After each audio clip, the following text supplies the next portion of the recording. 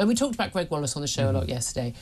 Massive big disputes, actually. Sam Armstrong was sitting in your seat and completely disagreed with me. I was load of you guys calling me up and telling me how woke I was being. You know, not remotely woke at all. But as a general rule, I think the behaviour of Gregg Wallace is clearly unacceptable in the workplace. Frankly, it would annoy me in the pub if a bloke did that to me in the pub, let alone in a workplace when he was in a position of power over the women who were either contestants or were junior production assistants. I doubt very much he's done any of that behaviour towards, any senior woman at the BBC, in fact, the one who called him in for a 90-minute meeting to give him a dressing down. But maybe he was wearing more than just the sock that he apparently put on his appendage when he walked in naked, the alleged sock. He annoyed a lot of particularly middle-aged women of a certain age like myself with his criticism. Basically, it was like, oh, you whinging women, basically. He was whinging women, was the line on Sunday. He's now obviously spoken to someone with PR sense, and anyone sane has said to him, yeah, you need to apologise for that. He's done a classic apology, that wonderful, I'm sorry if you were offended. No, what you said was wrong. But there's been this absurd demand for MasterChef to pull the Christmas special, to pull the series that was currently, I think it was on last night. I don't watch it anyway, I couldn't care less. But there are loads of people involved in it, loads of people who get paid for it, the production staff who've done nothing wrong, the contestants for whom this is, a life-changing experience, can really make or break their careers. And people go, oh, but for some people, I've had people who should otherwise be more sensible on television the last 24 hours saying, but lots of women find it triggering. If you find it triggering, here's the thing. A, get a grip. Even if it was sexual harassment, yes, I think it was. Get a grip. And B, he's not being accused of raping anyone. I mean, get to grips with what this man has been accused of. And B, just don't watch it. I've managed to not watch MasterChef all of my life, and my life is going just fine. But I think what he's done is wrong. I think he needs to stop doing it. I don't want him to be cancelled. I don't want him to lose his livelihood. If he can't stop doing it, then I'm afraid he's probably going to have to lose his livelihood. If you're told, stop doing something, he says he's not doing, or if you're not doing it, it won't be an issue then, will it? And if you are doing it and people have told you they don't like it, maybe stop doing it, right? I don't think this is complicated for any reasonable human being.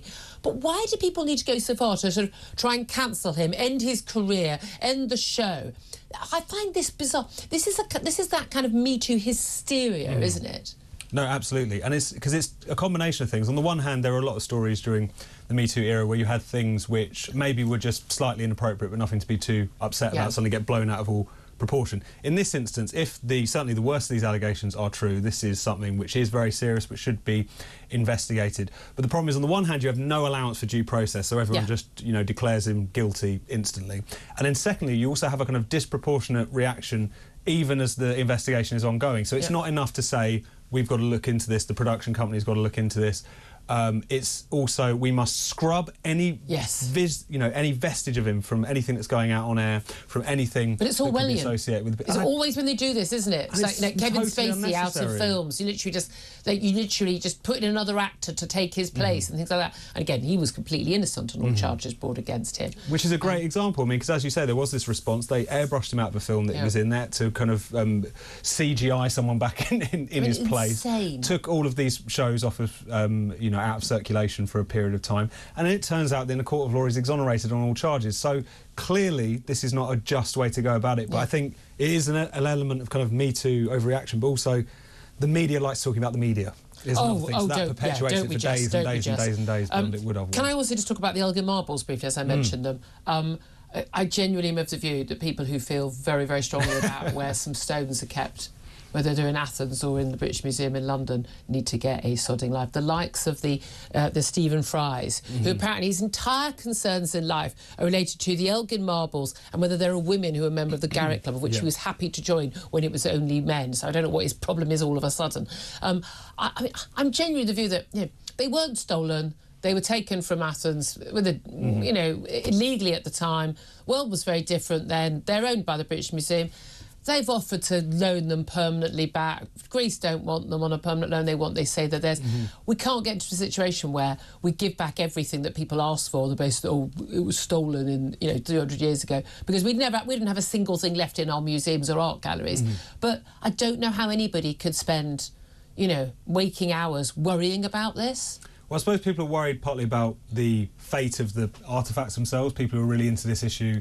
I mean, you don't, really, I think, have come to the conclusion that the status quo kind of works. You do have a selection of them in the Acropolis Museum there, but you most also have of them here, yeah. In the context of all these other ancient world cultures. So isn't that a perfectly fine settlement? Also, I think people worry about the principle that it concedes, as you indicate, that if we go down this road, then where is it going to stop? Yeah. And also, actually, so I think it burnishes this idea that all of this is a really simplistic tale of plunder, whereas when those marbles were taken, you know, many of these artefacts were being ground up for cement. They wouldn't exist anymore. So it's always a much more complicated story that is being presented. It might not be the issue that animates me the most, but I can see why people are upset about it. I know, I'm ashamed of myself even bringing it up, but I'm just going to play this, just finally, before we go to break. Mike just played brilliant countdown version, but I think you should see it in its full awkward glory.